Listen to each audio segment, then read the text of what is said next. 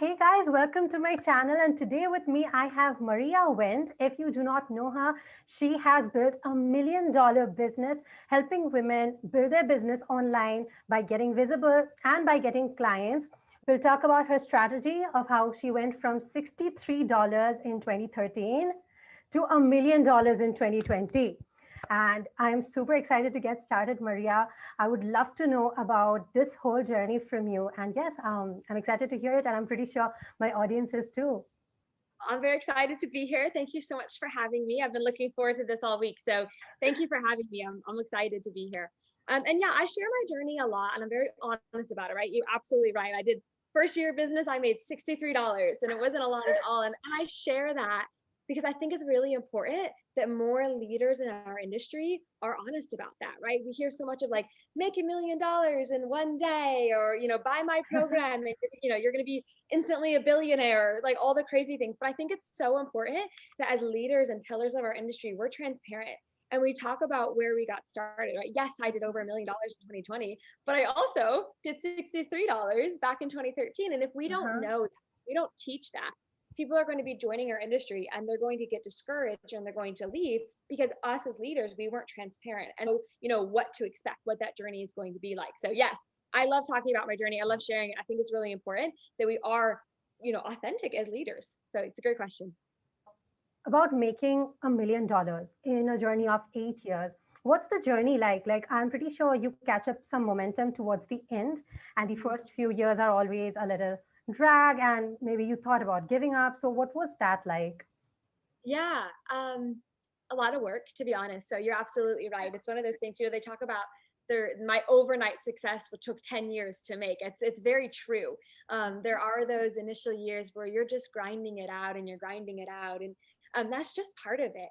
And so for Mhm. me, I think what I would say is, if you don't love the journey, if you don't enjoy what you're doing, you probably are going to get really discouraged. And even though I loved the journey, there were several points where I almost gave up. I remember once I went very dramatically into my sister's room and I was like, I'm done. I quit. I'm going to get a real job. And I was like, I just remember like very dramatic, like a Disney princess. I like threw myself down in the bed and I was like, I'm done. I'm over. And she's like, you're not. Like, you're not going to quit. And even though in that moment I didn't know I wasn't going to quit because I really was being dramatic. Like I really thought I was done with this whole entrepreneur. Her belief in me kept me going a little bit longer. And then another time I said that I was going to quit and I was actually like applying for admin jobs, like assistant jobs. I was going to be like an executive assistant. And my father-in-law, he's like, what are you doing? And I'm like, I don't know. This is hard. I don't want to do it. And I was all like dramatic. And he was like, you're going to be fine. And so I think that that's another thing that we need to normalize is like, you don't make a ton of money at first. And then you also want to quit a lot. Like there's a barrier of entry. There's like what is it, like trial by fire? I don't know exactly what it is, but like if you want it, you can have it, but you're definitely gonna have to put the work in and you can't Mhm. sugarcoat. You should be realistic about what it's going to be like. It's amazing now, and I love talking about like the $1 million and the amazing team and everything that we've got going on now. And life is good now. It really is. I love what I'm doing. I love my team. I love my business. I love my students. I love all of it. But man, did I have to choose to be here? I really had to put that time in. So And if I'm not wrong, now your sister is working for you too. it is exactly right. Exactly right. So that sister that encouraged me and kept me from quitting works for me full time now. So that ended up working out pretty well for her too. So this whole situation really worked out, and I'm glad that your sister pushed you. I think sometimes as entrepreneurs, we get discouraged, but we need someone just pushing us back up. And I'm so glad that you Yeah. are that person for so many people online, be it on Facebook, be it on your Instagram, be it on your YouTube. I see your videos, and there's the whole vibe out there. So my next question is, a lot of my audience is based in India, Mhm. and I know that you help entrepreneurs globally. Mhm. But a lot of times, especially since we come from a country where the purchasing power is usually less, we tend to have some limiting beliefs regarding money, and we wonder if we can make it globally. Now, I wouldn't say I have made it, but I have made six figures, so that is Mhm. pretty huge if you're from India. So, what would your advice be to someone who has these limiting beliefs and they are worried if they can make it globally? Because, there's imposter syndrome. And there's also the fact that since we are coming from a different country, maybe people won't like us. I know the Yeah. truth is that you just need to be of value, but what's your take Yeah. on that?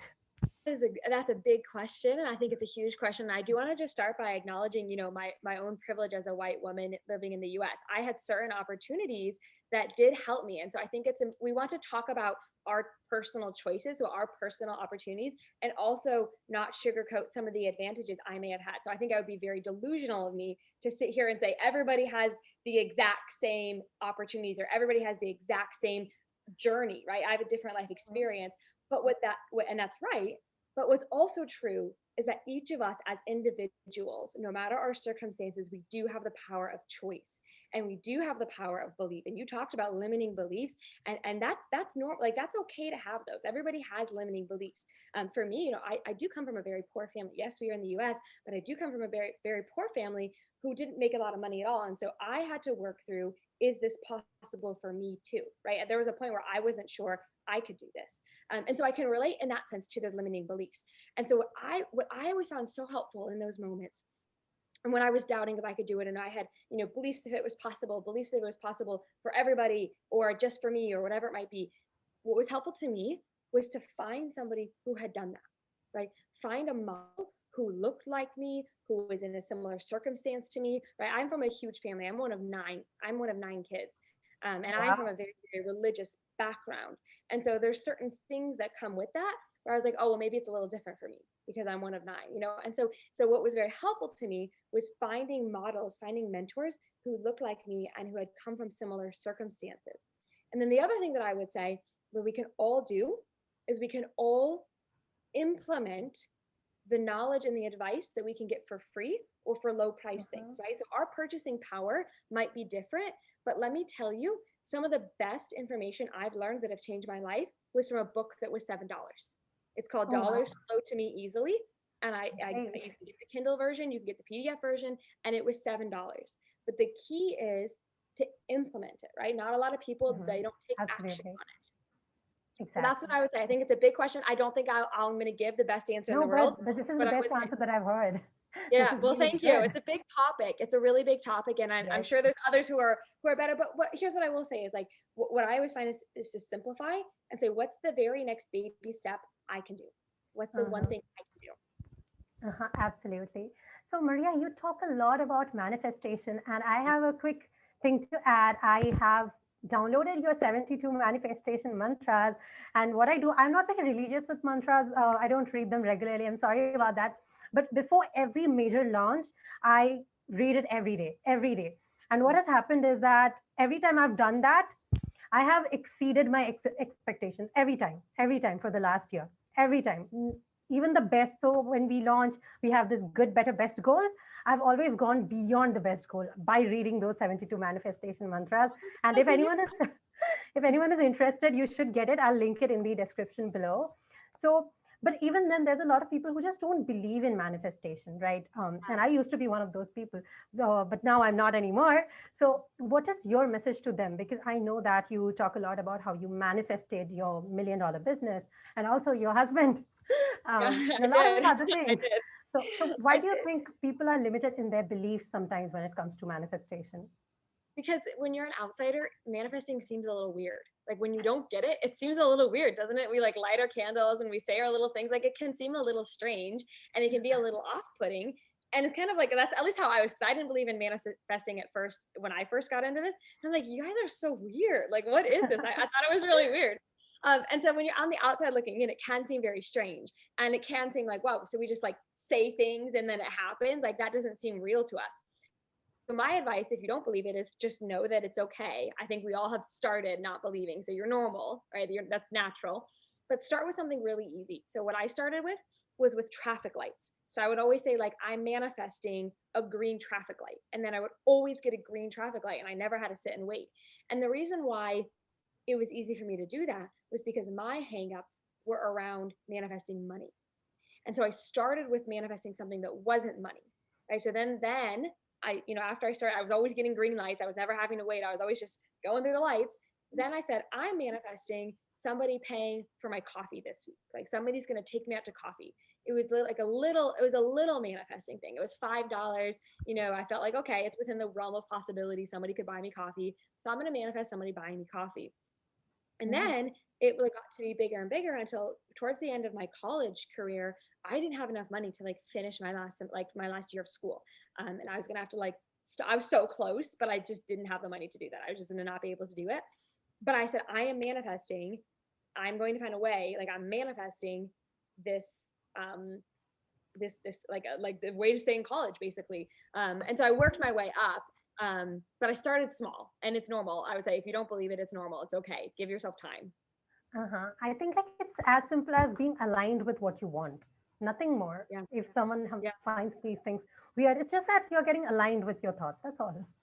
Yeah. Uh, One question that I really have for someone who's grown to seven figures is what is the Mhm. difference in skill sets between six figures and seven figures, or even five figures, six figures, and seven figures for that matter? Sure.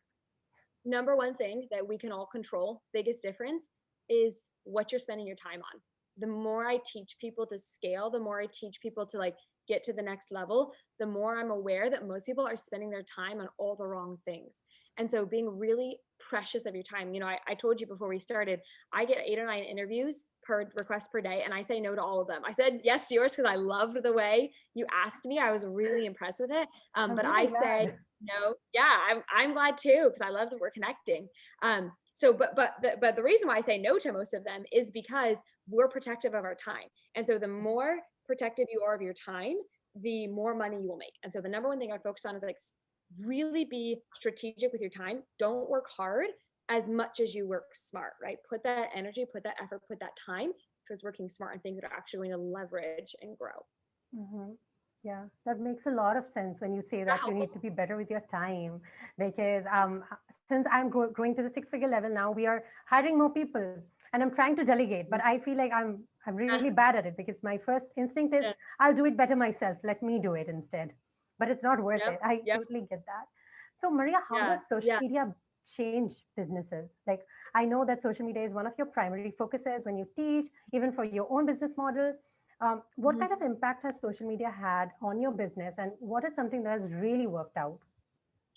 That's a really good question. I mean, obviously, the thing for me that I'm most excited by was because I'm an introvert, believe it or not, and so like people drain me, social media drains me. But the one thing that has just really humbled me is the people that social media has allowed me to reach. I am extremely passionate about helping women accumulate wealth. I believe that more women should have more money because the women typically do really good things with money.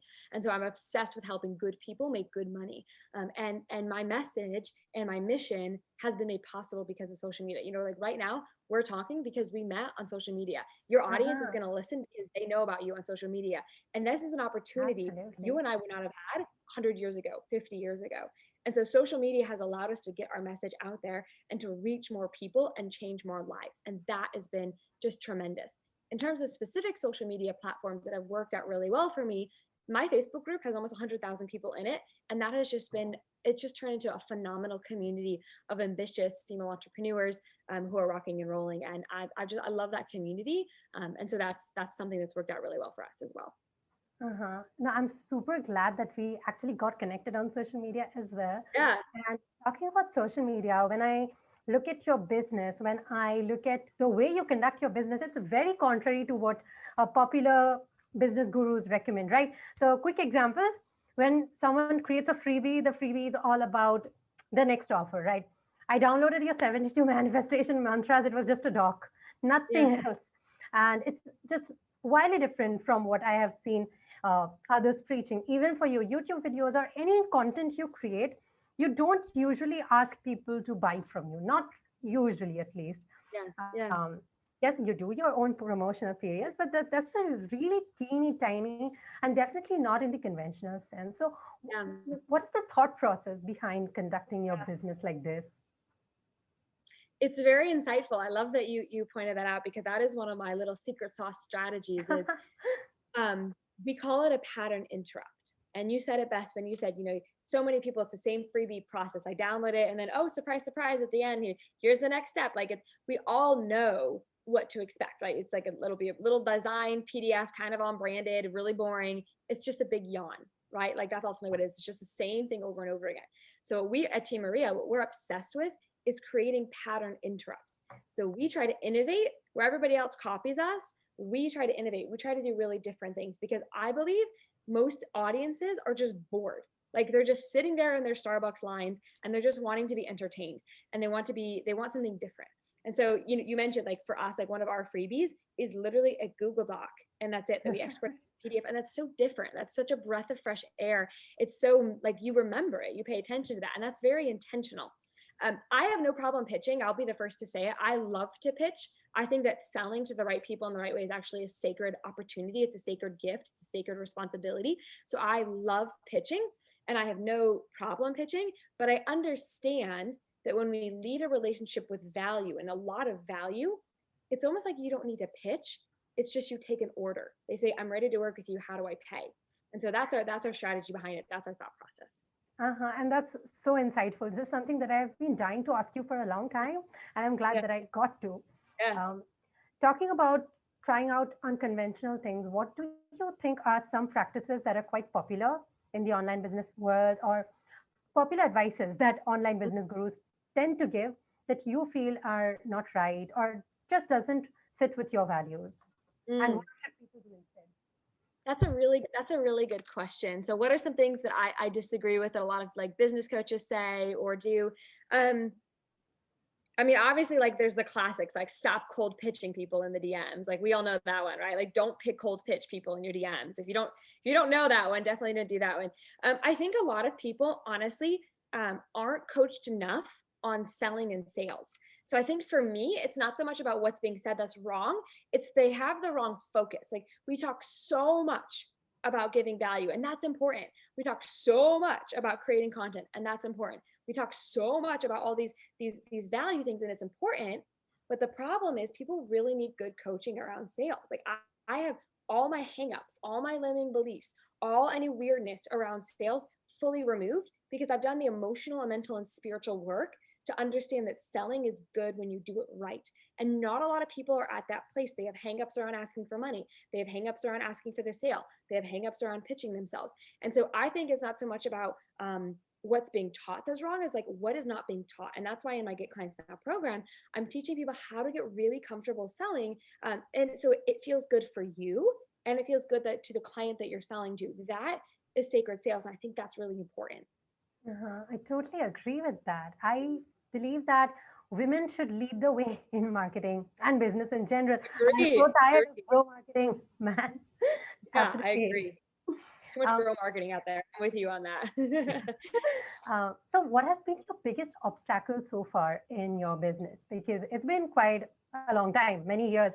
So, what was that one obstacle that actually made you just throw up the drama like a Disney princess? And how did you get over it, more importantly? Super good question.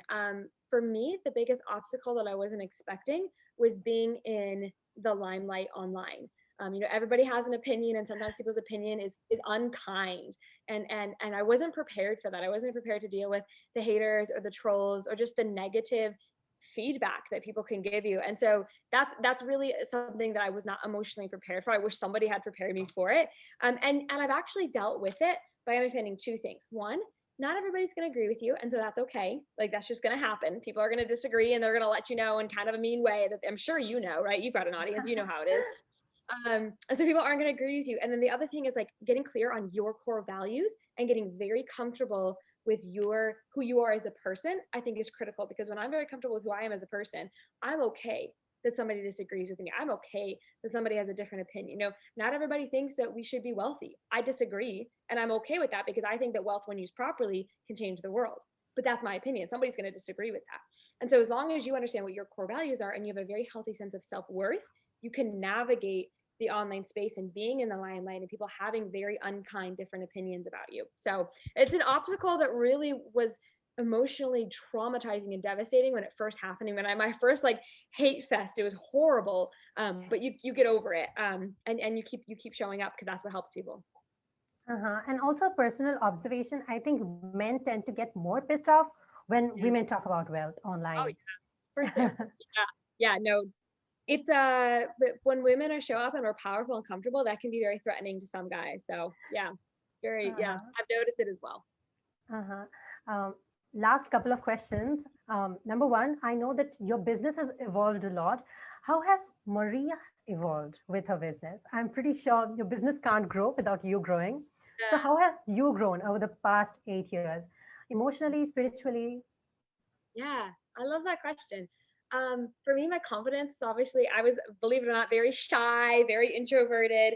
I didn't really have much of like a concept of self-worth, but my confidence has grown a lot as my business has grown. I mean, how can it not, right? You see the fruit of your labor, blossoming under you. So my own confidence as a person has increased. I've become a lot more kind, I think, especially as I educate myself on topics like diversity and inclusion and equity. I've sort of gone out of my own lived experience as one person in one kind of body, and I've understood and learned more about other people's life experiences, and I think that's made me a kinder person. So I've been excited about that. um, I think that I have become more wise, and with that I like a lot of experience like before my years. So I'm only 27, like I'm turning 27, so I'm very young. And with that I think I just a lot of maturity, and sometimes it was like through hard learned lessons, hard won maturity, but I do think that I've definitely matured as a person. I've become a better communicator. I think I've become a better leader. I've also become a little bit more cynical, right? So having to deal with online trolls, and I have become a little bit more of a cynic. So there's some growth in a good direction, maybe some growth in a not so good direction, but I think that's all part of the journey. And overall, it's been extremely positive. Yeah, I like that question. I'm glad that you liked it. And the last question that I have before a quick rapid fire is, what's your next big goal? Whew. I think I want to just spend a couple more years in my business and get things established, and keep solidify the growth, solidify the scale. I want to put some foundations in place. And then eventually I'm going to start thinking about having kids. I mean, I'm going to be 30 in 3 years. So in 3 years, I'll probably start thinking about that. And once I feel this business is doing really, really well and it's very well established, I might write a book, I might get into real estate. Like I do want to diversify my income, and that's something that I haven't done yet. But I also, it's like a balance of, okay, what's happening this year and then what's happening over the next 5 years. So kind of tying that all together. But I know for sure that I'm never going to stop pushing. I'm a hard worker and I like to work hard. So whatever is next for me, I'm going to give it 120% of my effort. I can tell you that. I'm pretty sure about that. And I'm so stoked to see your growth into this multi-million dollar business owner. And I'm pretty sure you'll be kind of bringing up a lot of millionaires too very soon. Uh, So I think so. I have a student who's going to hit her first 100K month this month. She just joined one of my masterminds and she's going to hit her oh, first 100K wow. month. So, yeah, That, I'm that pumped must for her. be exciting. I feel good. Yeah, I'm very proud of her. Yeah. Because growing yourself and growing someone else, these are two different feelings. And Yeah. I think the latter feeling gives you more joy in some sense. It very much does. Yeah, because it's like, okay, I figured it out for myself, and now I know I can do it for everybody else. So it does feel really good. Uh-huh. So, yeah, a quick rapid fire for you. Who are your top three mentors or top three role models? Oh, that's such a hard question. I have so many. Um, Top three mentors for me. Um, Well, I like Grant Cardone for his work ethic. He has the same Mhm. work ethic as one of my friends, Brian Mark. I respect people who can work because I think that when you can work really hard, you give yourself so many opportunities that you might not have. So any one of my leaders or my mentors who models hard work, that's such a personal core value of mine that I love that. My one of my coaches, her name is Nina Eberflow, and she is a like anti-racism coach, like diversity coach, and I love how she models true inclusion where it's not tearing everybody down or tearing, it's just building each other up, and I think she models that so perfectly. So I love Nina for that. And let's see, who is my third mentor? Such a good question. I'm like blanking. I know I have like 100. I like Marcus Aurelius for his like his stoicism and Wisdom, yeah. um his emphasis on how we control our emotions and we can make decisions that are different than how we're emotionally feeling. And you know how the entrepreneur journey is like such an up and down. I think that Marcus Aurelius's writings sort of stabilized me. So super good Uh-huh. question. Yeah, that was a Glad. rapid fire one. I'm glad. I'm glad. If you are not a business coach, who would you have been? Mm, I think I would have been a party planner. I love hosting. I'm very good at it and I like it. So I would have helped people plan parties. Oh, wow, that's great. What Yeah. are your top three favorite books? Top three favorite books. Are they business or personal? As you wish. Okay, interesting. Well, I love The Adventures of Sherlock Holmes for personal. I'm obsessed with Sherlock Holmes. I read every one of those mysteries all my life, like when I was a little kid. I love trashy beach books. So like if it's like I'm out on the beach and I'm just reading like, trashy beach summer novels, I love those. And then business, I really like the book I mentioned earlier because it was so like that book is what allowed that $8 book or that $7 book is what allowed me to become the millionaire that I became. And that's called Dollars Flow to Me Easily by Richard Dott. And it teaches us why we get manifesting, like most people get manifesting wrong, because manifesting isn't about doing things to have the money come to us. It's about understanding the abundance that already is. And so it raises your consciousness net level. So yeah, really, really like that one. Highly recommend it to anybody that hasn't read that one. Highly recommend it. This is the next book that I'm going to buy right after Like, this. go buy it right now. I think you should. What are your top three favorite movies? Top three favorite movies. Okay. I really like Knives Out. That one came out. Oh, wow. Yeah, it was a good one. It was like a little murder mystery one. You can tell I like my murder mystery books and my murder mystery movies. I like that. I really like Pride and Prejudice. I'm a big fan of that. And I'm obsessed with The Lord of the Rings. I was such a little nerd kid in high school, let me tell you. Really great choices. And I have to end this by asking you your favorite manifestation mantra. I really like my next painful client is always on my way to me. Like my next painful client is on her way to me now. The other one that I like, so I have like three favorites. Every day my bank balance grows. So I have that one about how there's like always more than enough. And then the third one is it gets to be easier to make more money, because sometimes we think we have to work hard to make money. But I have a belief that like it gets to be easier to make more money. Yeah. So what would your last advice be to your audience or to the people who are watching this now and they are wondering if they can really do it, and they are looking at you thinking, easy for her to say, she's already made $1 million. What would your advice be to them who have not started yet and they have the potential, but maybe something is holding them back? Yeah, I really love that question. That was me, right? It's like, oh, easy for her to say. She already did it. Our brains naturally come up with every excuse for why it can't be for us. It's not for me. It's not for me because of this. It's not for me because of that. But what I would challenge you to say is like, ask yourself, well, what if it could be possible for me? What would it look like? And don't, your instant reaction is going to be say, oh, well, it's not, like you're going to instantly resist it, but push past that resistance, open up your heart a little bit and give yourself permission, because that's what it is. Give yourself permission to take that moment and really dream and really visualize and explore that thought. What if I was a successful business owner? What would that look like? How would that feel? What would thoughts be? What would my emotions be? You know, how would I be feeling? What's a word that I would describe that? And so if you can just for a moment pause that initial initial resistance that says, oh, it's easy for Maria, not easy for me. And just say, well, what if it was easy for you? What if it was possible for you? You can push past that. It's the first step in self-belief. And it's self-belief that drives everything else. So true. This whole conversation with you has been so enlightening. I cannot even like put it in words. Thank you so much, Maria, for doing this with me. If any of you watching this are as intrigued by her as I am, I have been for years now, make sure that you follow her on Instagram. I'll link it in the description below. You can also check out her YouTube channel. She has some amazing videos on growing your business. And yes, I'll link both of them in the description below. I'll also link her recommendations and the manifestation mantras that I was raving about in today's video. So yes, with that, I'll be taking your leave. Thank you so much once again, Maria, for agreeing to do this. Well, thank you so much for having me. It was so good to meet you. All right. With that, I'll be ending today's video. If you like this video, make sure that you give this a big thumbs up. I'll be leaving all the links in the description. And yeah, have a great day ahead. Bye-bye.